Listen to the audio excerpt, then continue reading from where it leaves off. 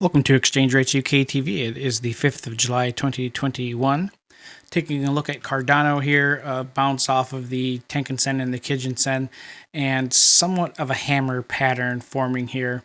The RSI on the daily chart, if I can get it there, it's moved up over the weekend and traded above 50 to 52, kind of near that 55 level, which is the first overbought condition when we are looking at the bear market conditions. We also see that the percent B has a type of ending diagonal pattern forming in there, and then the percent B rejected just below the 0.8 level.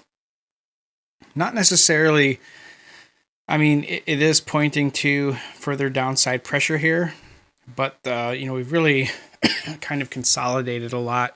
When you look back on June 21st and you fast forward to today, we've pretty much had a 2-week period of kind of recovering from the 114, 115 level all the way back up to the 142 zone. The level here that I'm watching to determine whether or not I want to be bullish or bearish, because right now it remains bearish, I guess, is in order to become bullish, is what happens with the lagging span. Now, if you remember, like back a couple months ago and even a little bit before that, I talked about the lagging span repeatedly on Cardano's videos. Check them out, because I mentioned that the lagging span is just following the candlesticks here. It's continuing to really trade above them, and then what happens, it trades below. Now currently we're pushing below the candlesticks. We've consistently been closing below them ever since the 25th of May. Sorry, no, that's not true. That would be ever since June 12th, somewhere around there. June 12th or June 13th, we've been, ever since then, the lagging span's been trading below the candlesticks. That looks like the trend is going to continue. And so from this perspective, we could see some sideways trading, going into Wednesday, and then Thursday and Friday, we could see it trade a little higher.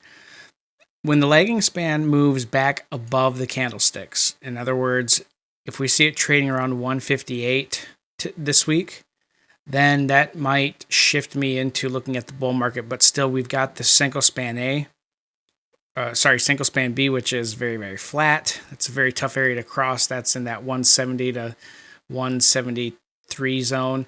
So, I mean, I would love to see it break out and move higher. Just, this is a pretty strong resistance zone up ahead,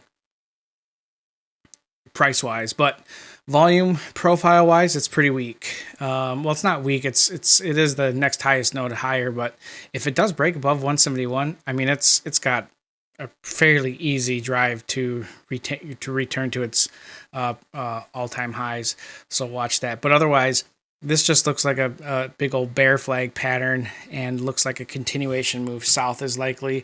But do watch if the lagging span has a close above 158 to 160, that might initiate a new bull run. So watch out for that. From all of us here at Exchange Rates UK TV, thank you for watching. Please don't forget to like and subscribe.